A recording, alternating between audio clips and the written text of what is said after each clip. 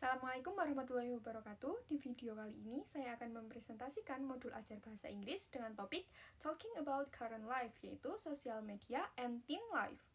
Modul ini disusun untuk peserta didik fase E kelas 10 SMA dan dirancang untuk 1 kali pertemuan. Topik ini saya pilih karena sangat dekat dengan kehidupan remaja saat ini. Baik, di slide berikutnya ada poin pertama, yaitu media sosial sangat dekat dengan kehidupan remaja sehari-hari. Saat ini, hampir semua remaja menggunakan media sosial untuk berkomunikasi, mencari informasi, dan mengekspresikan diri. Karena itu, media sosial menjadi bagian yang tidak terpisahkan dari kehidupan mereka sehari-hari. Untuk poin kedua, topik media sosial relevan dijadikan konteks pembelajaran bahasa Inggris. Dengan menggunakan topik yang familiar, peserta didik akan lebih mudah memahami materi dan lebih tertarik untuk terlibat aktif dalam pembelajaran, karena mereka merasa materi tersebut dekat dengan pengalaman pribadi mereka. Selanjutnya, peserta didik diarahkan untuk memahami dan menggunakan kosakata media sosial. Melalui kegiatan pembelajaran, peserta didik tidak hanya mengenal arti kosakata, tetapi juga belajar menggunakan kosakata tersebut dalam kalimat dan dialog sederhana sesuai konteks. Terakhir, peserta didik diharapkan mampu mengungkapkan pendapat secara lisan dan tulis. Peserta didik dilatih untuk menyampaikan ide, pandangan, dan pengalaman mereka terkait penggunaan media sosial dengan bahasa Inggris yang sederhana dan komunikatif. Berikutnya saya akan menjelaskan tujuan pembelajaran sekaligus keterkaitannya dengan profil pelajar Pancasila. Yang pertama, pembelajaran ini bertujuan untuk mengembangkan kemampuan berbahasa Inggris peserta didik melalui kegiatan kosakata, dialog, dan presentasi. Peserta didik dilatih untuk memahami dan menggunakan bahasa Inggris dalam konteks yang dekat dengan kehidupan mereka, khususnya terkait media sosial. Modul ini juga melatih kemampuan bernalar kritis. Peserta didik tidak hanya menerima informasi, tetapi diajak untuk menganalisis pengguna media sosial, termasuk dampak positif dan negatifnya. Dengan demikian, peserta didik belajar menyampaikan pendapat berdasarkan pemikiran yang logis dan relevan. Tujuan berikutnya adalah menguatkan kemampuan komunikasi. Kegiatan dialog berpasangan dan presentasi kelompok memberi kesempatan kepada peserta didik untuk menyampaikan ide secara lisan, mendengarkan pendapat orang lain, serta belajar berkomunikasi secara percaya diri dan santun. Terakhir, modul ini juga menumbuhkan kemandirian peserta didik melalui kegiatan refleksi tertulis. Peserta didik diajak untuk mengevaluasi pengalaman pribadi mereka dalam menggunakan media sosial dan mengaitkannya dengan materi pembelajaran. Kegiatan ini melatih peserta didik untuk belajar secara mandiri dan bertanggung jawab. Berikutnya ada materi dan pendekatan. Jadi saya akan menjelaskan materi dan pendekatan pembelajaran yang digunakan dalam modul ajar ini. Pertama, materi pembelajaran berfokus pada kosakata dan ungkapan yang sering digunakan di media sosial. Kosakata tersebut dipilih karena dekat dengan kehidupan sehari-hari peserta didik, sehingga memudahkan mereka memahami makna dan menggunakannya dalam konteks nyata.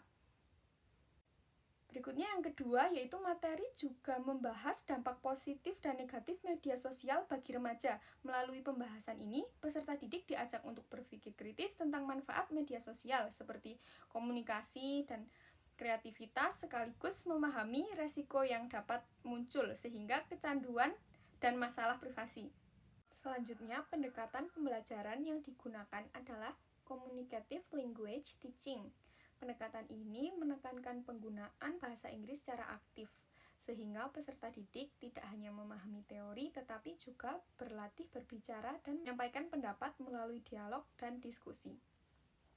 Terakhir, model pembelajaran yang diterapkan adalah scientific approach. Model ini membantu peserta didik belajar secara bertahap, mulai dari mengamati, bertanya, mengeksplorasi, hingga mengomunikasikan hasil pembelajaran. Dengan model ini, proses belajar menjadi lebih terstruktur dan bermakna. Berikutnya, pada kegiatan awal, guru memulai pembelajaran dengan apersepsi untuk membangun suasana kelas yang siap belajar. Guru mengajukan pertanyaan pemantik seputar penggunaan media sosial agar peserta didik dapat mengaitkan materi dengan pengalaman sehari-hari mereka.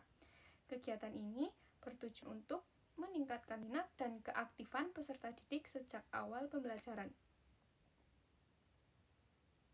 Selanjutnya, peserta didik mengamati sebuah video pendek yang berkaitan dengan kehidupan remaja dan media sosial.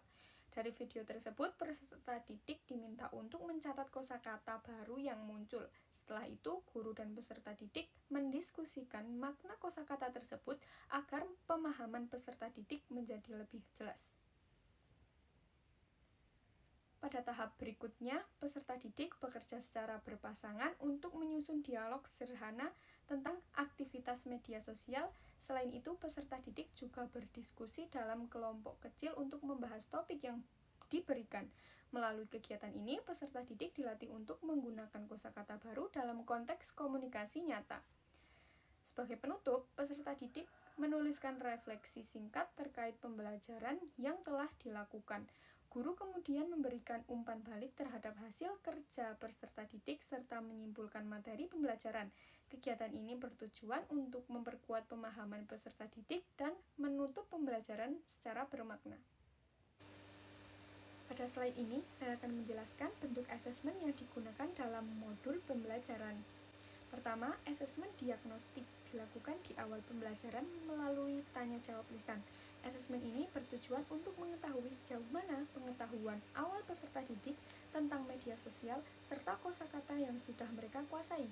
Dengan asesmen diagnostik, guru dapat menyesuaikan strategi pembelajaran agar sesuai dengan kebutuhan peserta didik.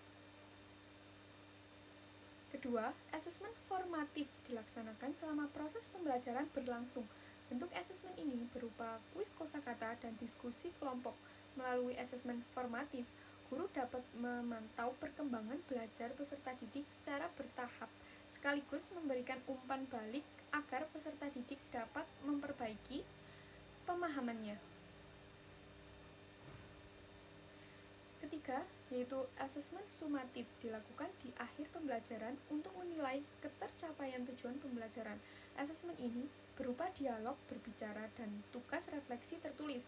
Melalui dialog, peserta didik dinilai kemampuan berbicaranya, sedangkan melalui refleksi tertulis, peserta didik dinilai kemampuan menulis serta pemahamannya terhadap penggunaan media sosial secara bijak.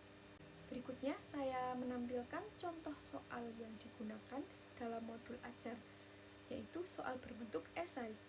Soal esai dipilih karena dapat melatih peserta didik untuk berpikir lebih kritis dan mengekspresikan ide mereka menggunakan bahasa Inggris. Pertama, peserta didik diminta untuk menyebutkan kosakata yang berkaitan dengan media sosial, kemudian menjelaskan maknanya. Tujuan dari soal ini adalah untuk melihat sejauh mana pemahaman peserta didik terhadap kosakata baru yang telah dipelajari, sekaligus melatih kemampuan mereka dalam menjelaskan makna kata dengan bahasa yang sederhana. Kedua, peserta didik diminta membuat satu kalimat menggunakan kata influencer. Soal ini bertujuan untuk melatih peserta didik menggunakan kosakata dalam konteks yang tepat, bukan hanya menghafal arti kata, tetapi juga mampu mengaplikasikannya dalam sebuah kalimat. Ketiga, peserta didik diminta menjelaskan pentingnya menjaga privasi dalam penggunaan media sosial. Melalui soal ini, peserta didik dilatih untuk menyampaikan pendapat dan alasan mereka secara tertulis, serta mengaitkan penggunaan bahasa Inggris dengan nilai sikap dan kesadaran dalam kehidupan sehari-hari. Dengan adanya soal-soal esai ini, guru dapat menilai pemahaman kosakata, kemampuan menulis sederhana, serta cara berpikir kritis peserta didik terhadap penggunaan media sosial. Untuk penutup, modul ini dirancang agar pembelajaran bahasa Inggris menjadi lebih kontekstual dan bermakna karena dikaitkan langsung dengan kehidupan remaja. Melalui kegiatan diskusi dan dialog, peserta didik dilatih menggunakan bahasa Inggris secara komunikatif. Selain itu, modul ini juga mengajak peserta didik untuk bersikap lebih bijak dan bertanggung jawab dalam menggunakan media sosial. Sekian dari saya, kurang lebihnya mohon maaf. Assalamualaikum warahmatullahi wabarakatuh.